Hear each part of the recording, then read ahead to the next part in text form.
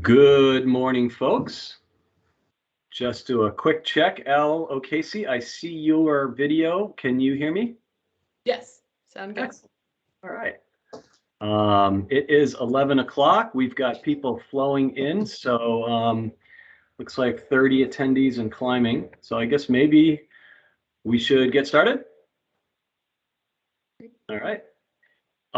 Folks, good morning and welcome to you all. My name is Neil Kamman. I am the Director of the Water Investment Division of DEC, and we're here to talk about the American Rescue Plan Act and specifically funding that is available to help property owners of so-called 3-acre parcels and stormwater control. And we will talk about all of that. Before we do get started and before I announce the DEC team on the line, just to let you know, you're using Microsoft Teams. It's a good platform, but it does have certain things to know about. In the upper right-hand side of the screen, you can see a little icon representing your microphone, and I would ask you all to please press that onto mute until it's time for the Q&A, just so that it doesn't interfere with people's ability to hear. And then you can turn the video on or off at will. There is a chat function as well. You can see the second to leftmost icon is the chat, and our communications director, L. O'Casey, will be putting information about the webinar as we go along in the chat. So with that, maybe I will start by introducing Elle firstly, if you want to say hello, and then afterwards, Padraic, and who you are. Sure. Good morning. I'm Elle O'Casey, and I've been helping with some of the communication around these events. I put a couple links in the chat for folks, so if you want to go to our webpage, you can find out more information about all of the ARPA funding that ANR is helping to manage, and specifically about the stormwater funding that we have available. And there's also a link at the bottom of what I put in the chat that is our form where we're asking for you to fill that out. Tell us a little bit more about the projects you're thinking of doing in your areas, and then we'll be able to stay in touch with you as we develop our process to help fund this work. Great, thank you. And Padraic, would you introduce yourself? Hi, good morning. I'm Padraic Monks. I'm the program manager with the Water Infrastructure Finance Program. We're the program that'll be tasked with administering a lot of the funding sources that we talk about today. And I've been with the program for a few months, and before starting here, I was with the Stormwater program for quite a while.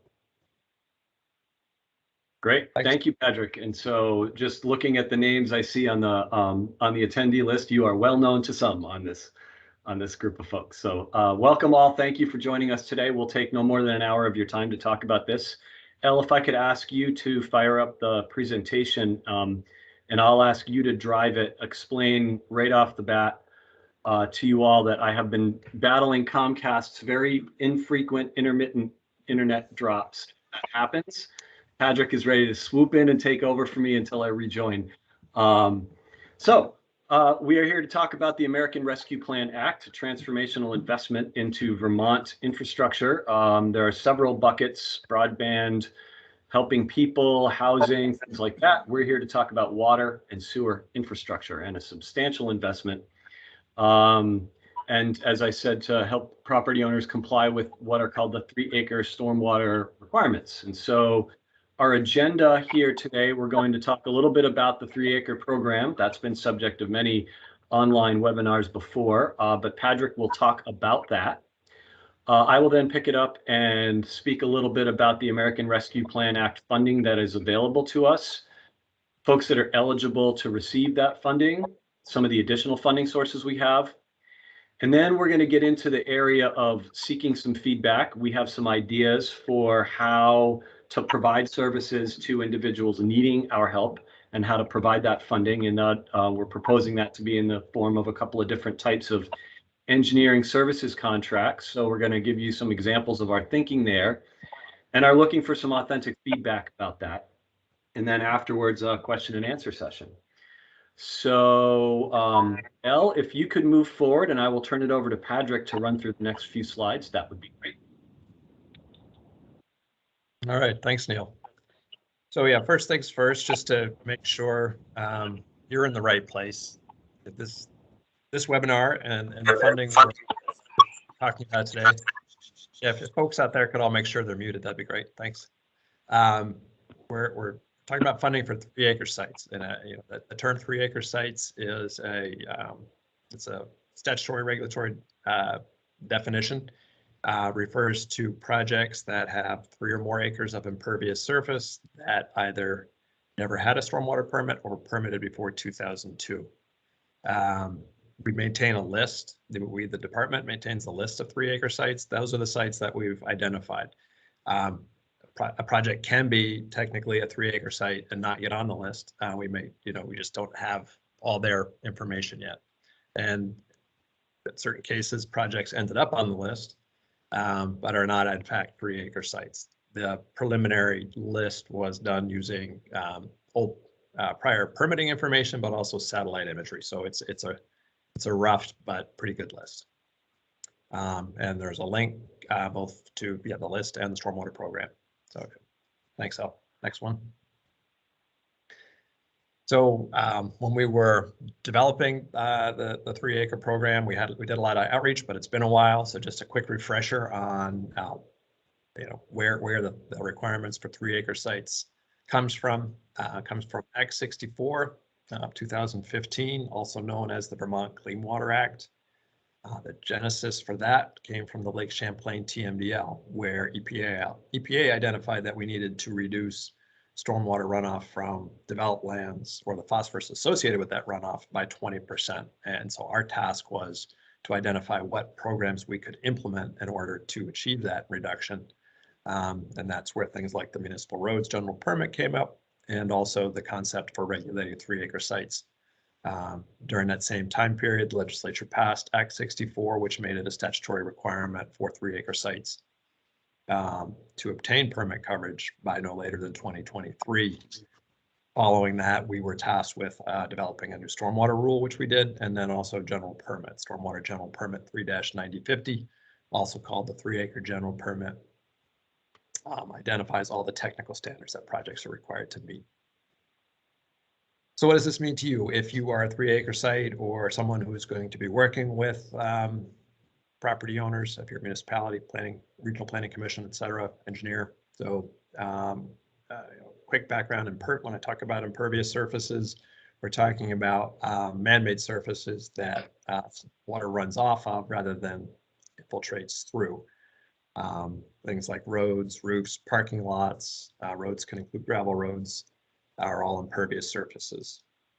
And when we refer to undertreated, that goes back to the definition of a 3-acre site. So again, it's any single parcel with 3 or more acres of impervious surface that either never had a stormwater permit, and we've been issuing stormwater permits since back to around 1980, or it did have a permit or does have a permit, but that permit was first issued before 2002.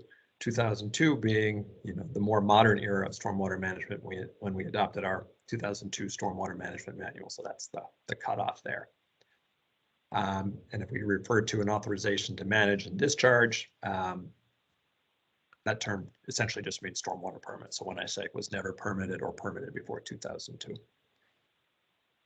And quickly, the sequence of events for projects that are going to be required to obtain stormwater permit as a 3-acre site. Applying for a permit means submitting a notice of intent, or NOI. And NOI is essentially just a permit application for coverage under the general permit.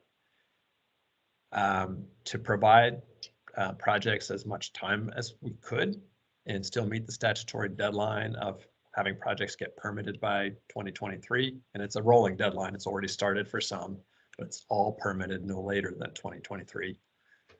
We're using a 2-step permit process. The first step is projects submit an initial notice of intent, initial NOI, and that NOI is pretty basic in terms of the information that's required. All sort of name, address, location. It does require an estimate of the impervious surface on the site. And property owners work with a professional engineer to develop that NOI. Based on that application, projects will get a short-term permit authorization with 18 months. at the end of that 18 months, property owners are required to come in with a full notice of intent, a full permit application. So that's the engineered site plans for the project, including an engineering feasibility analysis. We understand that, you know, a 3-acre site doesn't have the same flexibilities that a new project has. There's limitations in terms of where stormwater treatment can go without adversely affecting other portions of the property or other natural resources. So part of that application process is a feasibility analysis. That's all required when the full application or the full NOI is submitted at the end of that 18-month period. Based on that full notice of intent, the full application, projects receive a 5-year permit authorization. That's what pretty much all our other permit authorizations are good for us. Typically, the typical term of a stormwater permit is 5 years.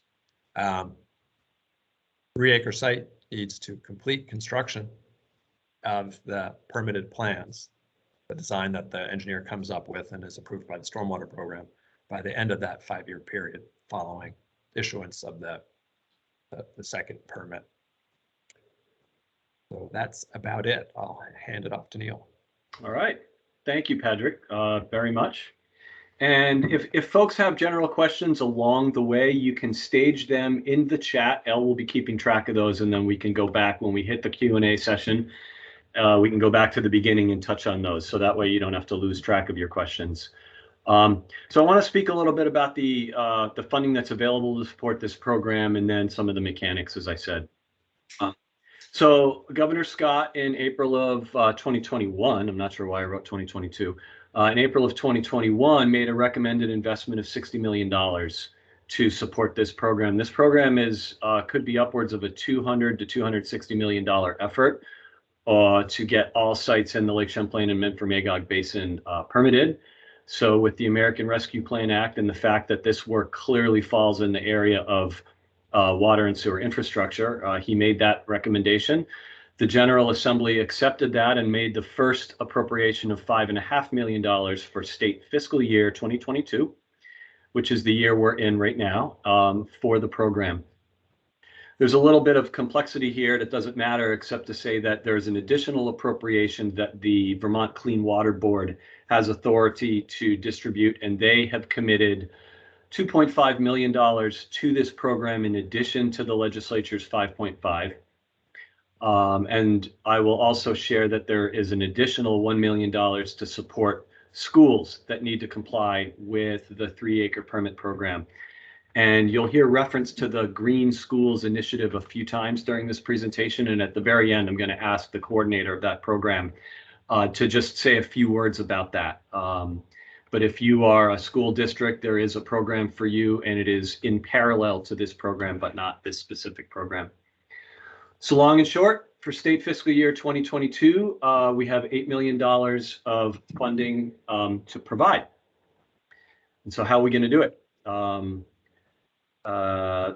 In addition to that, sorry, I jumped ahead by one. In addition to that, the Clean Water State Revolving Fund, or SRF, has a tremendous amount of flexibility for individuals to borrow money in order to build these projects. And we have the authority under what's called the intended use planning process to provide forgiveness for some areas of this. So right now we have a program that provides 100% loan forgiveness for planning and design of municipal sponsored private 3-acre projects. So if you are working with the municipality can in fact approach the SRF under this program, talk to Padraic, and receive a loan to do the design work. That loan would be 100% forgiven under this program. And lastly, as I mentioned in the last note, the Green Schools Initiative is active and turning cranks as well. So more on that towards the end of the presentation. So Elle, if you could move forward there. Great.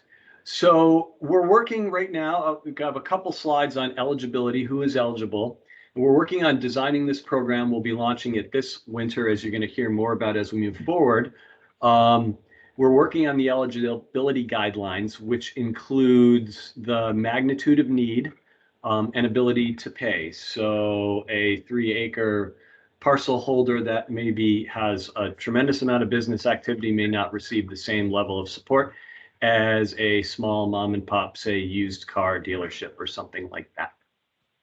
And we're proposing a two-stage programmatic approach to this, and this is where we're welcoming your feedback as we get into the engineering service contracts and related processes. So Elle, if you could move forward. Just want to point out that at this point, we are not being exclusive as to the type of entity you are. A lot of residential homeowners will be falling into the category of 3-acre permit compliance. And in large part, those are homeowners associations and collections of homes in common plans of development, and not necessarily just an individual residential parcel. Commercial owners, industrial, and municipal. Neil, can you define municipally sponsored? Sure. Let's go ahead and get that muted there.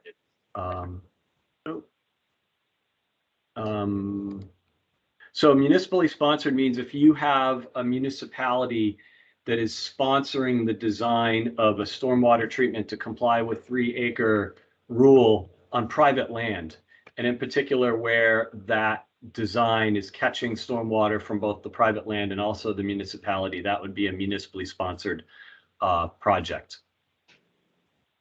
So as I noted, we're trying to be relatively inclusive about eligible entities, and we'll look at that from a needs-based perspective as we have the program built out. But there are a couple things that we know are going to be ineligible for support. One of those will be the application fees for the permit. And then part of the provisions of the 3-acre permit is that if the engineering feasibility analysis reveals that a site is just unable to attain compliance, then that site would be able to pay impact fees. However, impact fees are not an eligible use of ARPA funds, so that we can't use the impact, we can't pay the impact fees, because in essence, when you're paying an impact fee, you're not actually building infrastructure. And so you need to be building infrastructure in order to be ARPA eligible. So those two things are ineligible expenses at this time. And next slide, please. So getting into our game plan, we are considering developing some fairly large engineering services contracts with engineering companies. And we're thinking about this in two phases. In the first phase, it's about getting the permits, getting the NOIs, the notices of intent filed, and getting people permitted. Once people are permitted, as Padraic noted, there's 5 years in order for them to then move forward and construct the project. And so in the first phase, we would be looking at developing contracts to have engineering services, engineering companies provide services to individuals as brokered by the department. And I'll explain that in just a moment. And because this is relatively new to some of you, and some of you on the line are engineering groups, kind of curious just at the end of the seminar to poll folks to see whether there'd be value in a stakeholder roundtable around some of these ideas as well. So we'd love to get some input from especially the engineering community to make sure this is feasible. I've spoken to some folks, but obviously there's an opportunity to speak to more. And so under this approach, we would be, under the first phase, we would be looking to get people permitted, again, the notice, engineering feasibility analysis, and the permit application and filing. We anticipate putting an RFP out for this early in the new year. And the RFP is also envisioned to be a vehicle by which to pre-qualify an engineering firm to participate in phase 2 as well. Although that's something that I'm interested in receiving feedback on. And then Elle, if you could move forward. So here's a little graphic as to how we're envisioning this work. So once an engineering contract is set up with one or more firms, and we're envisioning certainly more than one, that a 3-acre parcel holder, an owner, comes to the division, the department, to Padraic's staff, and we are hiring somebody to do this work for us, and says, help me, I need help, fill out an application, determine that they qualify for the program. We then, with Water Investment Division, we then would assign the owner to one of the engineering firms. The engineering firm would do the work of filing the notice, of doing the engineering feasibility analysis, and doing permit obtainment. And we, the division, would then compensate that firm for the milestones achieved along the way for that owner receiving those services. The engineering firm would be conducting that work and would file the 3-acre application on behalf of the owner to our sister division, the Watershed Management Division in DEC, and that's the division that oversees the permitting. And so Watershed Management Division would evaluate the application and would issue the permit. And so the financial transaction really happens between the Water Investment Division and the Engineering Services Company based on our evaluation of the owner's eligibility and ability to pay and all that. And then on behalf of the owner, the transaction of obtaining the permit happens between the engineering firm and the Watershed Management Division.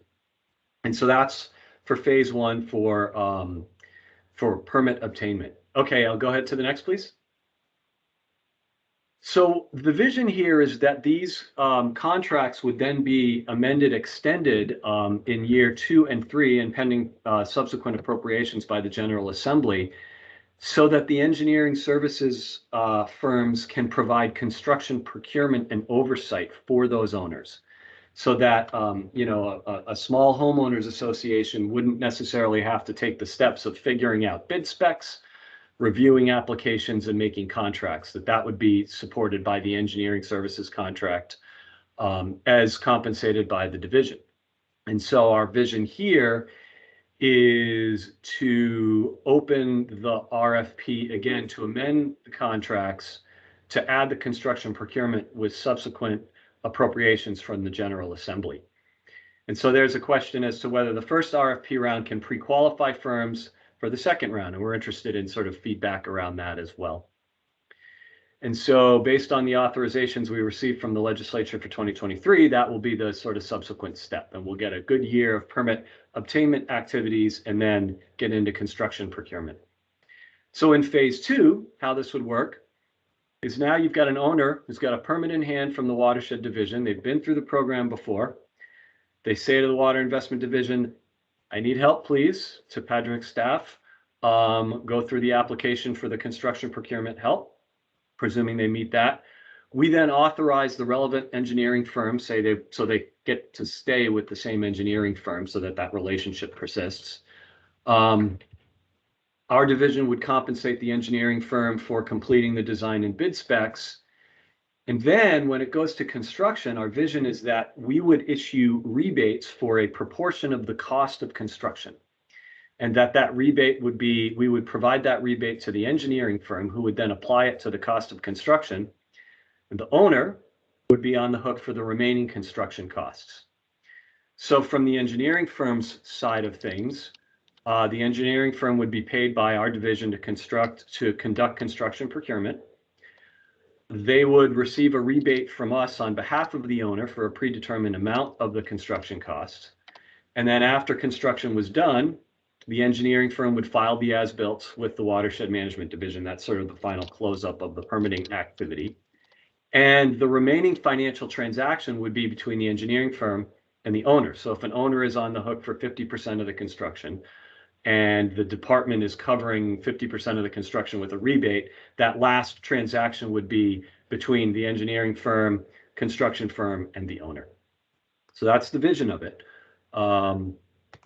So that probably begs a number of questions, which I'm sure will come up in the Q&A, but there are 3 that I'm sort of envisioning right now, and I wanted to get them out in front of folks. So I have an engineer. I like my engineer. They're awesome. I want to stick with them.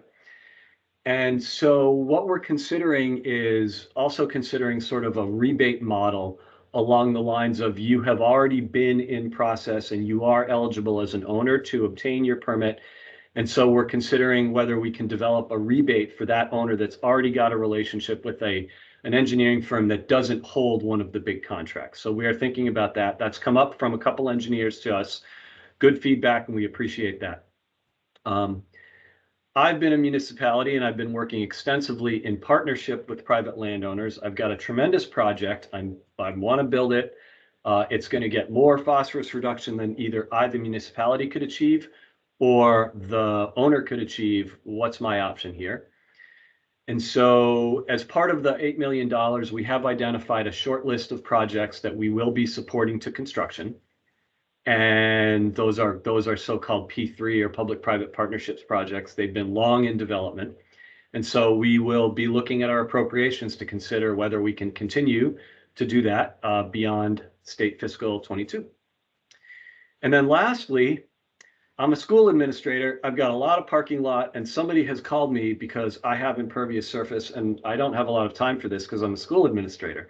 And so what I'm going to do is I'm going to ask Sarah Coleman from our staff and watershed and Water Investment Division to just provide a few minutes of description of green schools so that you all on the line know that that program exists.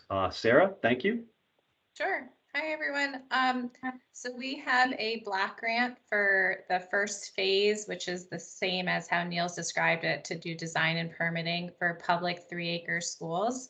And that program, the Green Schools Initiative for phase 1 is well underway. The schools have completed enrollment, and almost a third of the 70 schools in Lake Champlain Basin and Lake Memphremagog Basin will be under contract by the end of this week to complete design and permitting. I'm happy to answer any questions in the chat as well. Great, thank you, Sarah. But long and short is essentially, if you're a school district in Vermont, green schools is your pathway. Great. Okay. If we could go one more slide. So just want to speak a little bit, I've been talking about the engineering services contracts, but some of the additional services that are available from the agency, Department of Environmental Conservation, and the divisions. So we have 3 divisions engaged in some way with this work. In the Water Investment Division, we'll be receiving the incoming applications for the engineering services contracts under RFP. We'll be receiving owners' requests for assistance under those contracts, owners' requests for rebates under pre-existing relationships if we're able to develop that out. Kind of a big part of this work will also be helping homeowners associations. Some of the homeowners associations out there are relatively loosely organized. They have these 3-acre requirements, and right now they're kind of set up to plow the snow, essentially, to maintain the roads and do snow plowing and buy in, a few $100s from each owner each year for that. And so there's some work to do to develop out homeowners associations bylaws and norms and operations that will support a much larger effort like this. And so the staff member that is being hired in the Water Investment Division under Padraic's leadership will be helping homeowners associations to do that work. And then also in water investment, we'll just help prospective owners, under any of the different funding opportunities to know what their best swim lane is, what their best opportunity is to get assistance.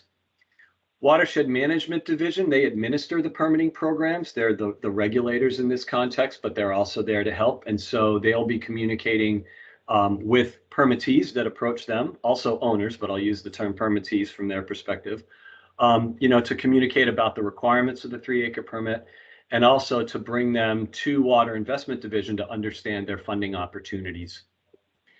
And then lastly, the Environmental Compliance Division has a small part to play as well, in that they are developing under a separate ARPA program assistance for manufactured home communities. However, a good number of those MHCs also need to comply with 3-acre requirements. And so we will be working with the Environmental Compliance Division to understand sort of the universe of need around MHCs, and then identify which parts of that need relate to 3-acre and whether we can bring them into this program, which we likely can. So that's pretty much what we had to say. And I did see a couple questions pop up in the chat. I haven't read them yet, but I think now would be a good point in time to take your questions. And then also, if there's any feedback about the proposal, about the phase 1 and phase 2 engineering service contracts, whether that model seems to be reasonable, or if there's any requests for sort of a follow-up stakeholder session with engineering firms to better understand it or better explain it, that would be welcome as well. So Elle, I'll turn it back to you to do the chat. Sure. Where would we find out if our park has a stormwater permit? Padraic. Yeah, Chris, I was just just type it in the chat right now. You would want to contact the Stormwater program. I think earlier in the presentation there was a link, but the Vermont DEC Stormwater program, you can contact them. They have contacts based on where you are located in the state in terms of the region. Can you put those links in the chat? ANR Out. Sorry, what's that, Al? Can you put those links in the chat for folks so they're able to click on them? Thanks. Absolutely.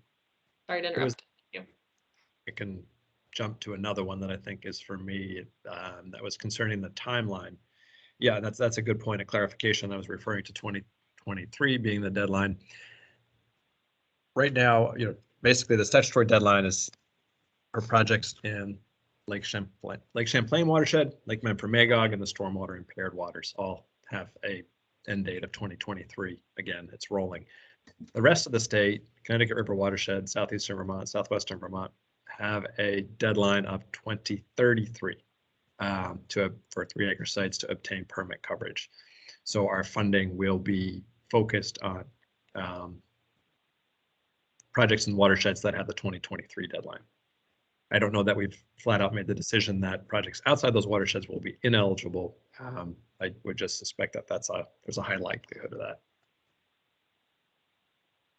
So Al, because things are continuing to drop in, I'll ask if you don't mind kind of going down in order. One of the things I found with these webinars is when I go reading the chat, I get distracted from the question on the table. So yep. I will leave it to you to ask the question. Aren't the NOIs due tomorrow on 12/1? And I think we might have folks from the stormwater program here. The 12/1 deadline applies to expired permits and stormwater impaired water. So that's one subset of the overall, permitting universe here. I'll probably be really brief when we're talking about things that are more related to the general permit, the rules and the requirements for 3-acre sites, just so we have enough time to address the funding questions. Folks in the stormwater program can certainly follow up offline on those other detailed questions concerning the regulation. Can you explain the permit fees, and if it's determined that there's no feasible solution possible, are the fees waived? Projects are required to pay permit application review fees. That's standard. And then there's also the impact fees that Neil described. And note that the intent there is that projects pay those fees when they can't meet standards. And currently there's no provision for waiver of fees. Again, I'm going fast. This is, more in the stormwater program's realm of how they administer that program. And maybe, Padraic, if I could just add also that the gist of this webinar is really about sort of the financing program to help 3-acre permittees. And there have been extensive outreach and webinars about the 3-acre permit program itself previously. And I know that there's a tremendous amount of material about the technical details on that on the Stormwater program's website. And if we're already working with a firm, they would need to respond to the RFP and be selected in order for us to keep working with them? So I saw that question, and that gets to the idea of, I have my engineering firm and I like them and I want to keep working with them. So I would say that if your firm applies under the engineering services contracts and wins a contract, then you have the opportunity to work with them in that capacity. If your firm does not, we may develop a rebate program that would allow you to apply for a rebate that would be against sort of an invoice paid for services rendered by an engineering firm from the list of engineering firms that exists on the Stormwater program's website. So we haven't worked that out in entirety yet. That was again the comment came to us about that, and so it's a cogent comment and it makes sense. And at the same time, we do want to set up larger contracts that allow us to service more people as ably as possible. So we're looking at both options. Does this funding apply to impervious surfaces on private dirt roads? Padraic? Sure. Private dirt, dirt roads or gravel roads are considered impervious surface. So if you are a 3-acre site and your project includes private roads, then that would be If your project is eligible, yes, it would also apply to the portion of your project that is a road. As a 55 plus co-op mobile home park, we are not eligible for nonprofit status. So how does this affect funding eligibility? 55 unit privately owned or cooperatively owned? I see Luann, I see your cooperatively owned. So I believe cooperatively owned MHCs are eligible for support. The manufactured home community webinar is just this afternoon, if I'm not mistaken, right, El?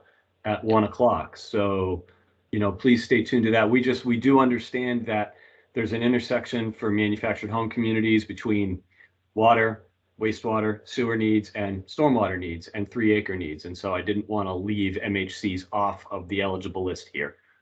But I think cooperatively owned is definitely on the inside of what we're thinking about. How does a contractor get paid via the rebate process? So we're developing this for a different ARPA program, and the way it would work is a owner would submit to us an invoice with documentation of it being paid, and would then receive a rebate for the eligible portion of the cost. So if, for example, the state is providing 50% of the cost of design, and let's say that design cost, $22,000, so we're providing an $11,000 rebate upon presentation of a paid invoice. That's how the rebate would be issued back to the landowner, so that we're not getting in between the landowner and the engineering firm in that context. But again, we haven't worked that out entirely, and will be very quickly in the next few weeks in order to launch the program for the coming year. We are told that grant money can only flow through the town and then to the HOA. It sounds like grant money can come directly to the HOA from your organization. Is that correct? So I think the questioner is probably referring to either money that's coming from the intended use plan under the SRF, or possibly Clean Water Initiative block grants. So under the for the past few years, we've been funding a lot of stormwater under Clean Water Initiative program block grants, and all of that activity is going to transition to the new ARPA program. Under that program, yes, the funding needs to go through a municipality that's sponsoring a private entity. Under this program, under this program, for a public-private partnership, we would still be providing dollars through the municipality for the existing awards that we're considering making. But that remains to be seen for the future. I think with the future engineering service contracts, that HOA, if they need to comply, can just come in and get serviced by the engineering service contract. Padraic, In the anything? description, go ahead. Go ahead. In the description of the phase 2 engineering contracts, were you inferring that construction contractors would work directly underneath the engineer as a subconsultant?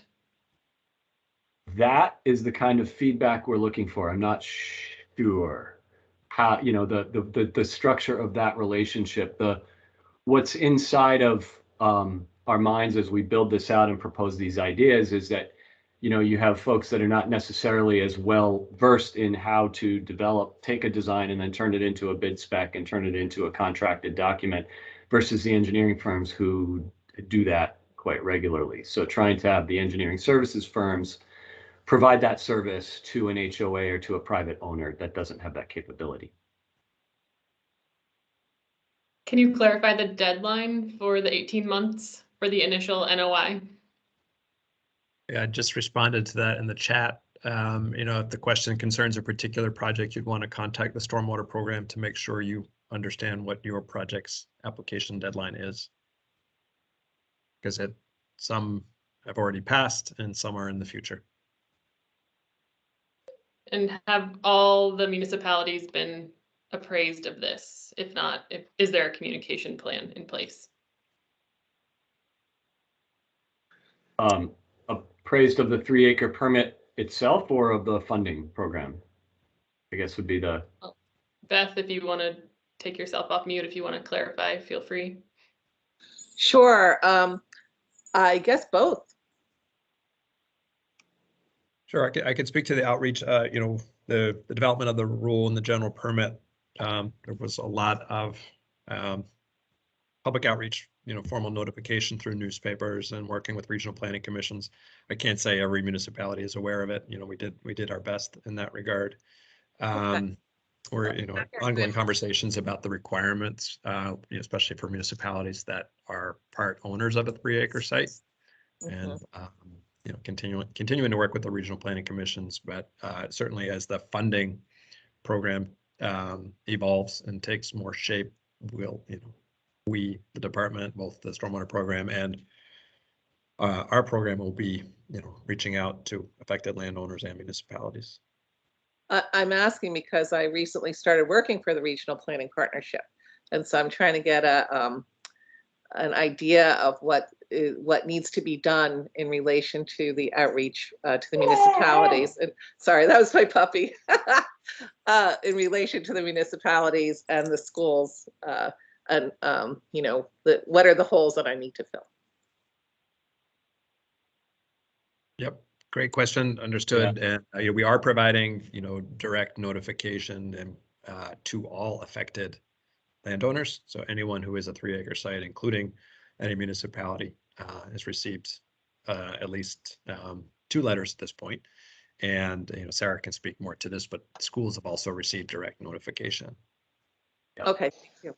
Yeah. So Beth, Sarah Coleman would be your best bet on the school side of that equation.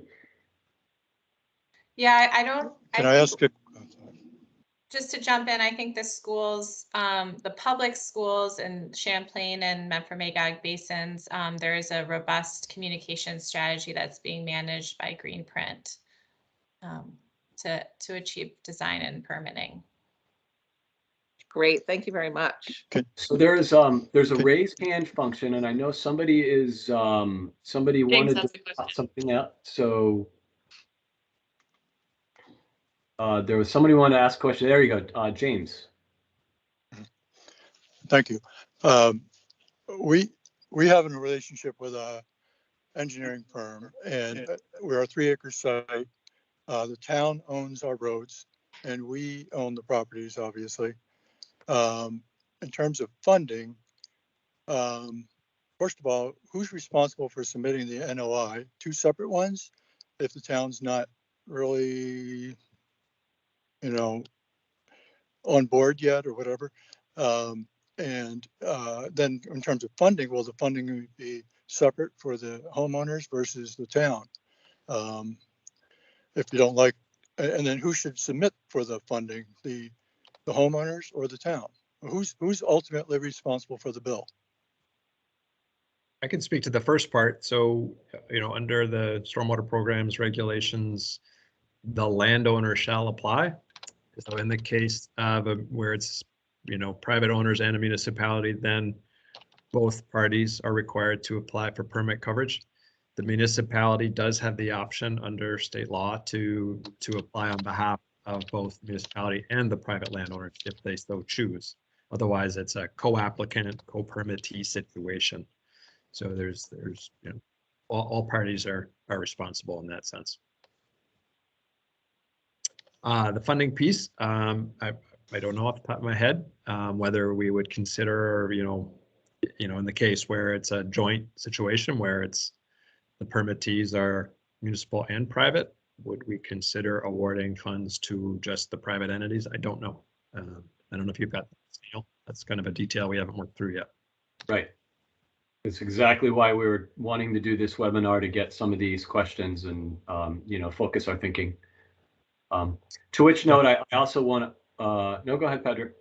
I was gonna say, it definitely strikes me as more effective and efficient, where if the parties are going to work together in that regard versus, trying to split up a project. Because typically in those situations, the stormwater is entirely mixed. It's runoff from the private land mixing with the runoff from the stormwater, from the roads. So really trying to parse it can be a very difficult proposal. James, go ahead. think it might be a residual hanging. Okay. Is there a maximum cap to cost coverage and reimbursement? For example, if a project is deemed eligible, could it be 100% funded for engineering and construction? We have not worked that out yet. In all of the ARPA programs, there's a concept that the recipient should have some skin in the game that's carried all the way up to the governor's office in some instances, and based on need, simply operating and maintaining the infrastructure after it's built represents a significant contribution. And in other instances, that's not a very big contribution, depending on who you are as a landowner and what kind of entity it is. So those proportions, we're working on that actively.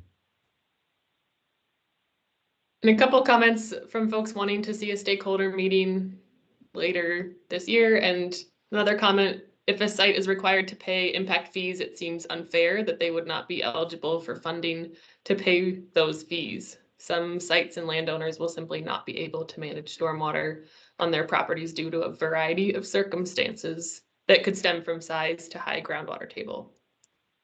And so Nicole and Peter, both those are all, that's a great comment. And the request for stakeholder, that makes perfect sense, sort of expected that. And so we'll definitely set something up. We're on the downstream end of conducting a hire to bring somebody in to help Padraic do this work. And as soon as that person is on, we're going to start pressing the pedal down real hard on this. Which gets to a comment I believe, Elise, you made as well, just about the timing and tempo. We're going as quick as we can. I understand the tension that causes, and maybe Padraic, you can answer to that. The question of, if the state doesn't have this figured out yet, do I file my own NOI? Do I hire an engineer to do it? Yeah, our ability to provide funding doesn't affect, the deadline for your project. That's not a message we like delivering, but that is what it is. As Neil said, we're moving as fast as we can to provide, to create funding programs for these projects. I do note that the initial NOI, although not free by any stretch, is not as heavy a lift as the full NOI that will come 18 months later. And Patrick, can you take a look at Wright's comment asking if the engineering firm is part of that stormwater list of consultants, whether that means they are on our list?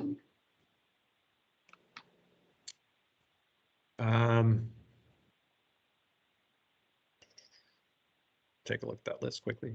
Not even sure which program. And Ryan, you had a question?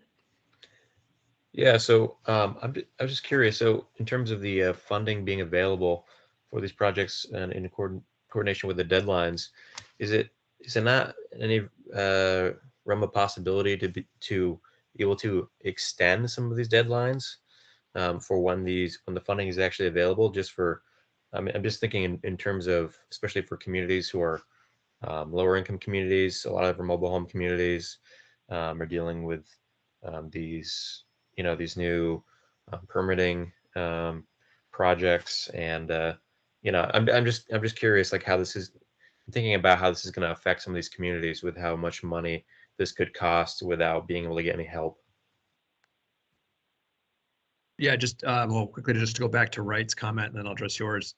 Wright, the list you posted is a list of firms that have previously submitted stormwater permit applications. I don't believe we've identified a list of engineers who would be eligible to bid on any contracts that we put forward. So it's a separate list, although certainly there would be a lot of overlap. And to the second question, yeah, again, the first step, the initial NOI, is pretty basic. I don't want to dismiss the financial impact on anybody, but that isn't the big expense that comes later. And we are moving as fast as we can. Changing deadlines would require a change in statute. That isn't within the department's purview to change those deadlines. The deadlines leading up to January 2023 were established in the rule in the general permit, but the requirement for all 3 acre sites to have permit coverage no later than 2023 is statutory. Given the federal funding that's tied to this funding source, don't projects have to go through the full NEPA review, which would greatly eat up that 18-month design timeframe? I'll take that. That is an excellent question, and you will like the answer. The answer is no.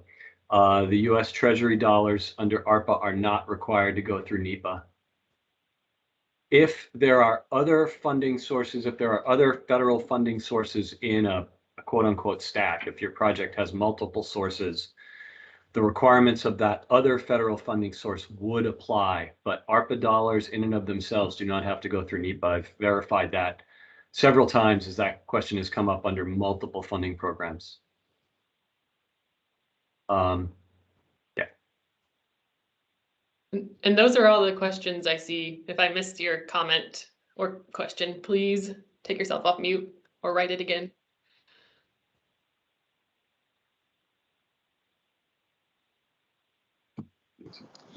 So I guess I'll jump in again. Thank you.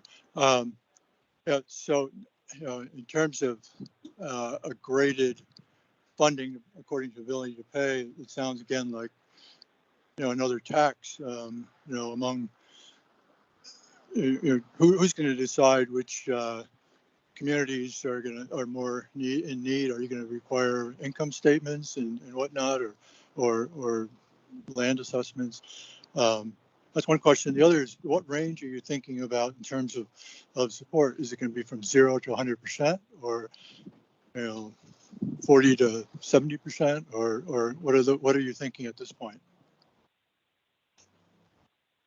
Well, I'll give you an example, sir, in another program, another ARPA program that's designed to help individual landowners address failing septic systems and failing water sources. And in that program, if an individual is classified as low income, they'll receive 100% subsidy up to $20,000 for the construction of their septic system, and an additional up to $5,000 for its design.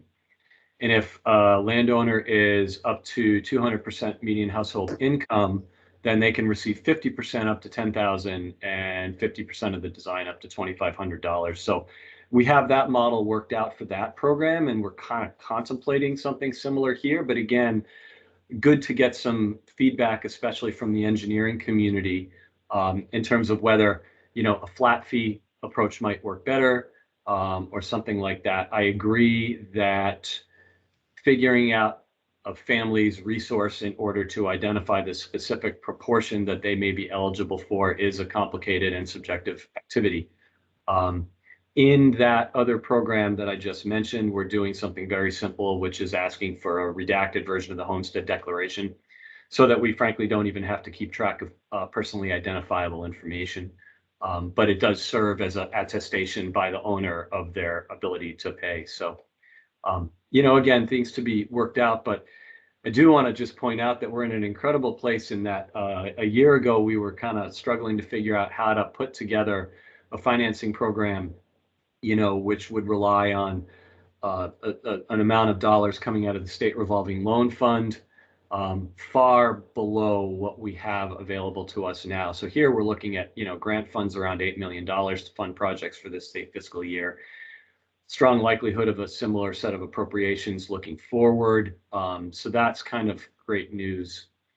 Elle, I do also want to mention one other thing, which I saw in the chat, doing what I said I wasn't going to do, which is about the Connecticut Riverside and stormwater projects over there that need to be done before the 3-acre deadline. And so I'll just point out that there remains clean water funding available to support stormwater mitigation all across the state that doesn't rise to the level of the 3-acre permit, and or that is outside the area of the 3-acre permit. So if there's municipal or private stormwater that needs to be dealt with, the Clean Water Initiative programs, design implementation block grants have mechanisms to provide for some funding for design and or construction, particularly subjurisdictional issues or restoration of sites that are just tremendously deficit.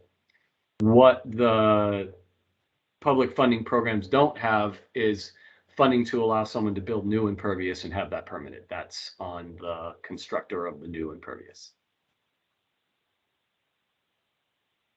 Assuming the RFP will be cost-based, will the RFP process be based on a lump sum cost per site, or will individual levels of effort be required?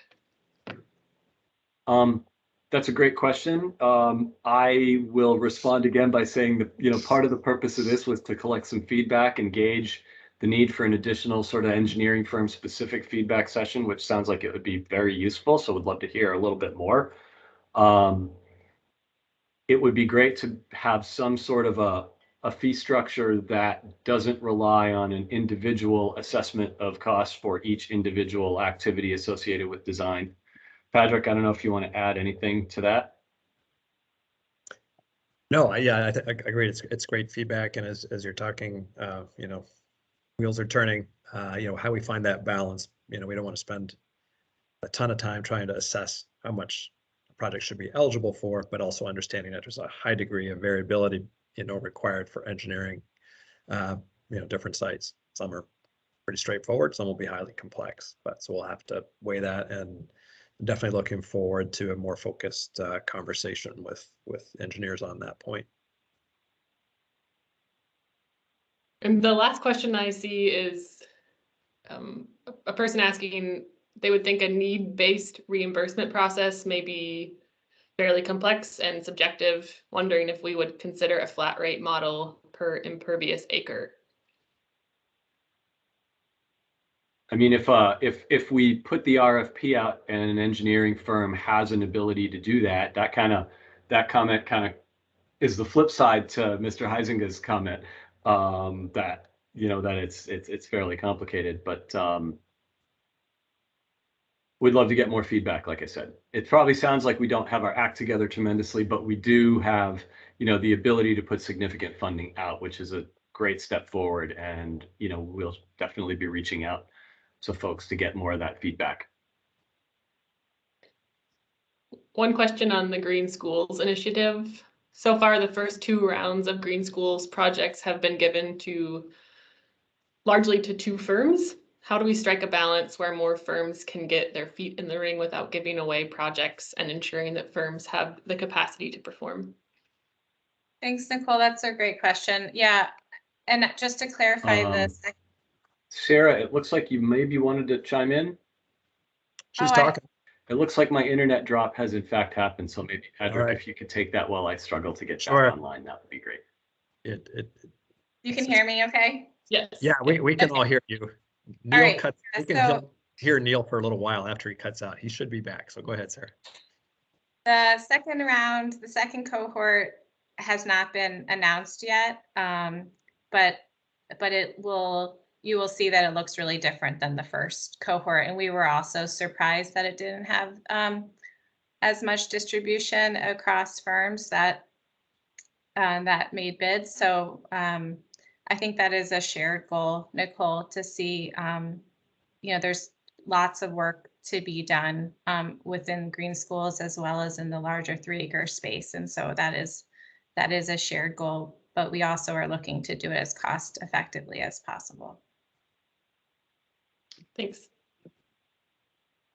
Neil and Padraic, anything you want to add in our last 2 minutes together? I could quickly recap, if you've got questions as to whether you are a 3-acre site, what your permit deadline is, what your regulatory requirements are, all that. I got a couple posts in the chat with links to the stormwater program to contact technical staff for the region your project is located.